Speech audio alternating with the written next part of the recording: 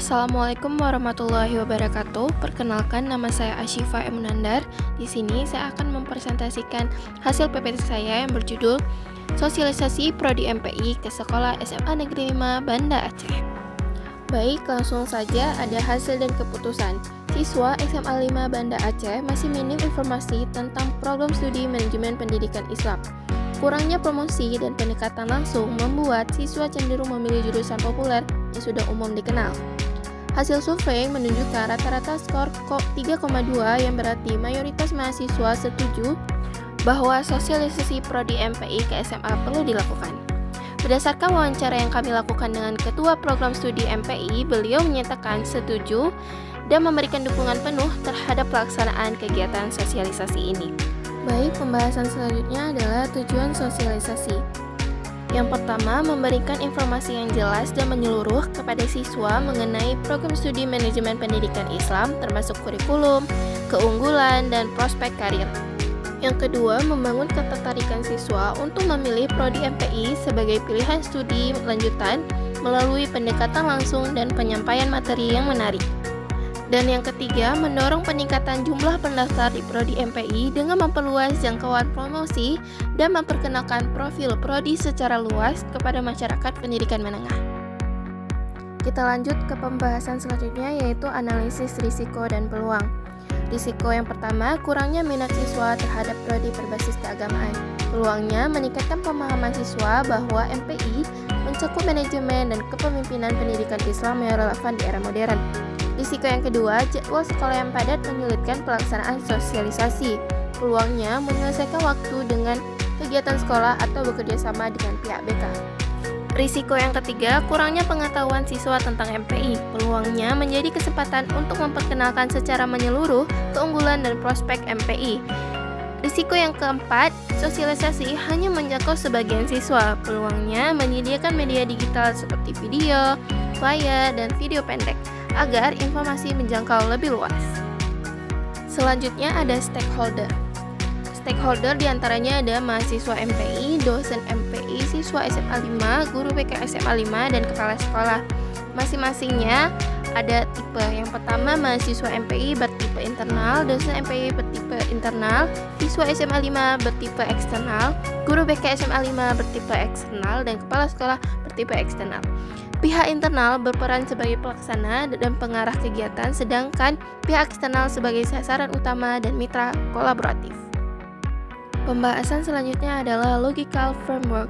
Logical framework ini adalah kerangka logis yang kami gunakan untuk merancang dan mengevaluasi kegiatan sosialisasi Prodi MPI. Saya jelaskan per bagian ya. Yang pertama ada goal, yaitu tujuan umum. Tujuannya adalah meningkatkan mutu pendidikan di sekolah dengan menerapkan prinsip manajemen di pendidikan Islam. Indikator keberhasilannya, akreditasi sekolah bisa meningkat dalam waktu 1 tahun. Bukti keberhasilannya bisa dilihat dari laporan akreditasi dan hasil evaluasi kinerja sekolah. Tapi ini semua bisa tercapai kalau ada dukungan penuh dari pihak eksternal, yaitu Dinas Pendidikan. Yang kedua ada outcome, hasil jangka menengah. Harapannya, sekolah bisa menerapkan prinsip MPI secara mandiri. Tandanya, sekolah menyusun dokumen mutu dan bisa melakukan audit internal. Buktinya, dokumen SPMI dan laporan evaluasi dari sekolah itu sendiri. Tetapi, butuh komitmen dari tim pengelola sekolah. Yang ketiga, ada output, yaitu hasil langsung. Di sini, hasil yang kita inginkan adalah peningkatan pemahaman guru dan tenaga kependidikan tentang MPI. Targetnya, minimal 90% peserta sosialisasi memahami konsep ini. Dibuktikan lewat hasil pretest dan post-test, jadi penting peserta aktif dan benar-benar hadir saat sosialisasi. Yang keempat yaitu proses kegiatan. Kita akan laksanakan sosialisasi dan pelatihan ke sekolah.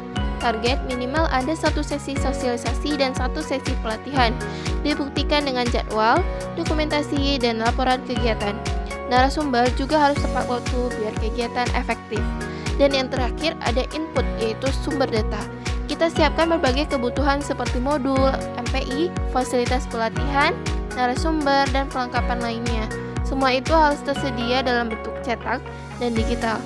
Cek lewat daftar hadir, dokumentasi, dan bukti pembagian materi. Semua perlengkapan dan fasilitas harus tepat waktu dan memadai.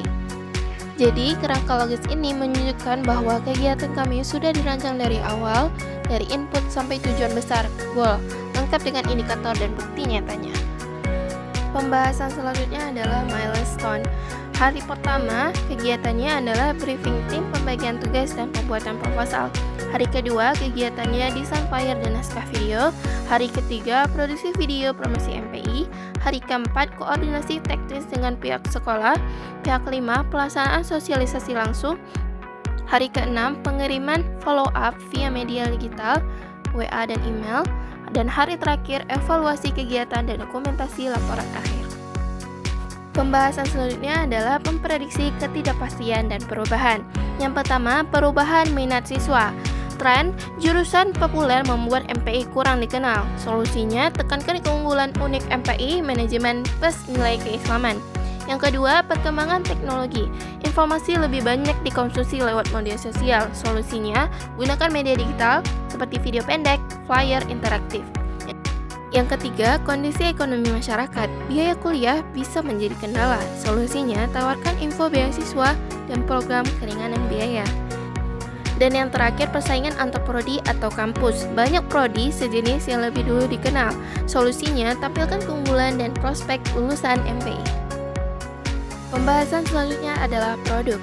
Yang pertama, prodi MPI menawarkan pendidikan berbasis manajemen dan nilai keislaman yang relevan dengan kebutuhan lembaga pendidikan modern.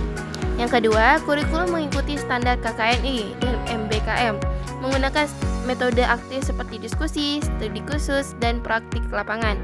Dan yang ketiga, tersedia ruang kuliah yang nyaman, laboratorium, dan akses digital melalui e-learning kampus. Dan yang keempat, dosen berkompeten dengan latar belakang S2 atau S3 serta pengalaman praktis di bidang pendidikan dan manajemen Islam. Dan yang terakhir, lulusan memiliki kompetensi sebagai tenaga kependidikan, manajer lembaga Islam, serta siap bersaing di sektor publik dan swasta. Pembahasan selanjutnya adalah harga atau pricing. Program studi manajemen pendidikan Islam menawarkan biaya pendidikan yang terjangkau dan kompetitif di tengah kualitas pendidikan yang terus meningkat. Sistem pembayaran yang digunakan adalah UKT atau uang kuliah tunggal, di mana jumlah pembayaran disesuaikan dengan kondisi ekonomi mahasiswa. Hal ini memberikan keadilan serta mempermudah akses pendidikan bagi seluruh kalangan. UKT di UIN Araniri berkisar antara 400.000 hingga 3.737.000, sementara untuk mahasiswa asing sebesar 6.133.750. Selain itu, terdapat berbagai beasiswa yang ditawarkan, antara lain beasiswa KIP kuliah dari pemerintah, beasiswa prestasi akademik, beasiswa tahfiz Quran, dan beasiswa dari lembaga mitra. Pembahasan selanjutnya adalah place, yaitu tempat. Prodi MPI berada di kawasan utama kampus UIN Araniri, dekat dengan fasilitas publik seperti pasar, masjid, warung makan, dan fotokopi. Perkuliahan Prodi MPI tersebar di beberapa gedung, seperti Gedung A, Gedung B, Gedung RKU, Gedung Akbar, dan gedung lainnya yang mendukung kenyamanan belajar. Dikelilingi oleh suasana kampus yang islami dan akademis, mendorong perkembangan karakter dan ilmu pengetahuan secara seimbang.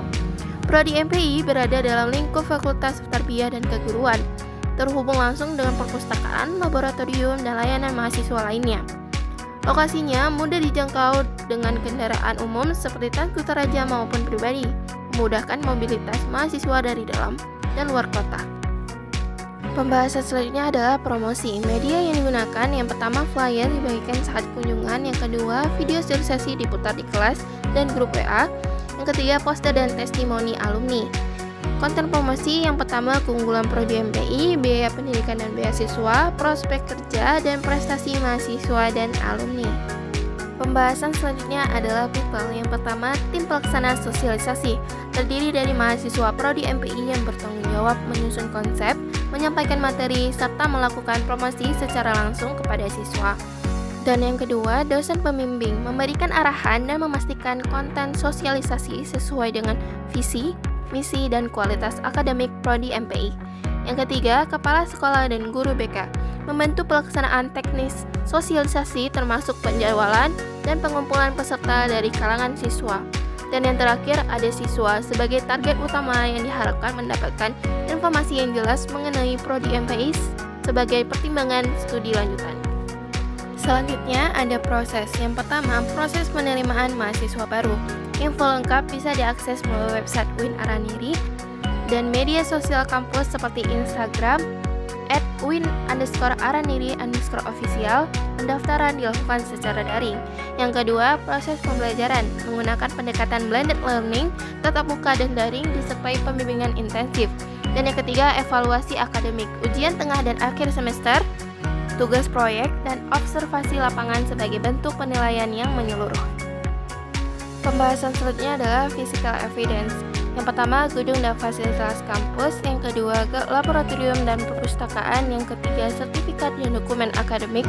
Dan yang keempat, reputasi dan akreditasi. Pembahasan yang terakhir adalah komunikasi efektif. Komunikasi yang efektif menjadi kunci utama dalam menjalin hubungan baik dengan pemangku kepentingan seperti kepala sekolah, guru BK, siswa, dan pihak fakultas. Dalam konteks sosialisasi prodi MPI, pendekatan komunikatif dilakukan melalui penyampaian informasi yang jelas, sopan, dan relevan dengan kebutuhan audiens. Kesimpulannya, sosialisasi program studi manajemen pendidikan Islam ke SMA Negeri 5 merupakan langkah strategis dalam memperkenalkan prodi kepada calon mahasiswa potensial. Sekian dari presentasi saya, terima kasih sudah mau mendengarkan. Wassalamualaikum warahmatullahi wabarakatuh.